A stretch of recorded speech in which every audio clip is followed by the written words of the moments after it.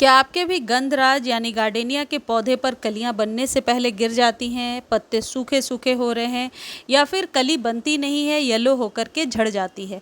ऐसी कई सारी क्वेरीज आप लोगों के द्वारा कमेंट सेक्शन में लिखी गई हैं और आज की वीडियो में मैं उस जानकारी को शेयर कर रही हूं जो अपने गंधराज के पौधे के साथ मैंने एक्सपीरियंस किया है।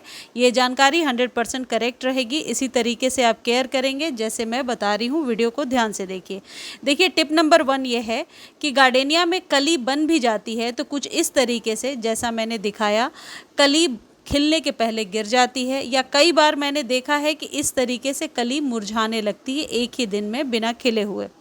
ऐसी वाली प्रॉब्लम दो सिचुएशन में हो सकती है, या तो आपके पौधे की सॉइल बहुत ड्राई है, बहुत ज़्यादा ड्राई है, और या तो पौधे को बहुत ज़्यादा धूप लग रही है। दोनों ही सिचुएशन में ऐसा होता है। जब ये कली इस तरीके से गिर रही है तो आपको सबसे पहले क्या करना है, पानी देना है गमले में, पानी भर के और नीचे प्लेट लगा करके, नीचे प्लेट लगाना ज़रूरी होगा, प्लेट लगा करके साइड में रख देना है सेमी शेड एरिया में। इससे घबराना नहीं है कि इसकी कलियां झुक गई हैं। वैसे तो गार्डेनिया को ओवर वाटर की ज़रूरत नहीं है, जैसे सभी पौधे की रख रखाव हम करते हैं वैसे ही करना है। लेकिन मई जून जुलाई की गर्मी में ये पौधा डेली पानी मांगेगा, यानी कि हर दिन सुबह इसके पत्तों को धोते हुए अच्छे से वॉश कीजिए। ये आपके पौधे को स्वस्थ बनाने का एक तरीका है। दूसरा तरीका क्या है, यदि कलियां लगातार गिर रही हैं और कली बनती है फिर भी गिर जाती है तो ऐसे में जो खाद आपको देना है उसका स्प्रे करना है 7 डेज़ पर, जो आगे वीडियो में बता रही हूँ। दूसरी इम्पॉर्टेंट टिप है, पौधा ग्रो नहीं कर रहा है तो वर्मी कंपोस्ट ज़रूर डालिए हर एक 15 दिनों पर 1 मुट्ठी। इस पौधे को बहुत ज़्यादा नाइट्रोजन चाहिए जिससे कि पत्तियां लश ग्रीन निकल करके आएंगी।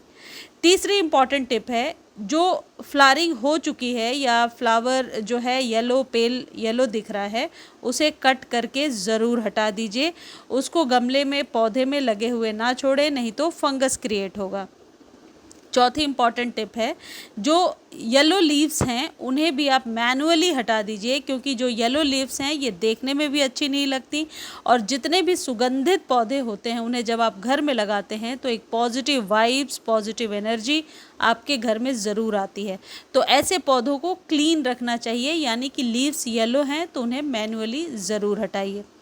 गंधराज पर 2 काम आपको सालों भर करना चाहिए। हालांकि दिसंबर जनवरी में ये पौधा डोरमेंट होता है, उस समय खाद देने की ज़रूरत नहीं है, लेकिन फ़ैब के बाद आप इस पौधे को रेडी कर सकते हैं नवंबर तक फ्लावरिंग लेने के लिए।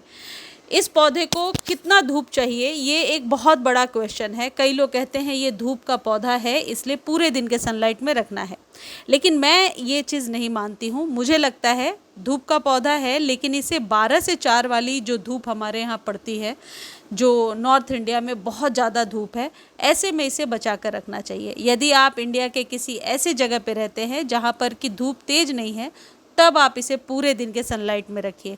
लेकिन जहाँ पर पारा 42 डिग्री 45 डिग्री तक जाता हो वहाँ आप इसे धूप में ना रखें, वरना पत्तियों की हालत कुछ ऐसी हो जाएगी जैसी दिख रही है। अगली इम्पॉर्टेंट टिप होगी, soil should be moist all the time.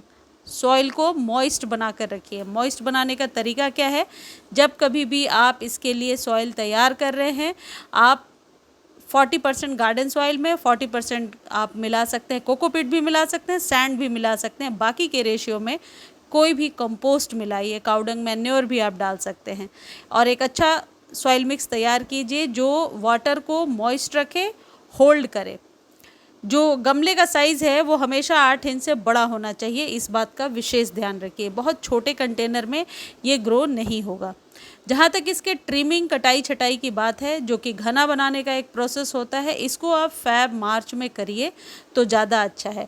जितने भी वुडी होते हैं, वुडी प्लांट्स होते हैं जिनकी लकड़ी जैसी स्टेम होती है, उनको मई जून जुलाई की गर्मी में कट करने से हमेशा बचना चाहिए।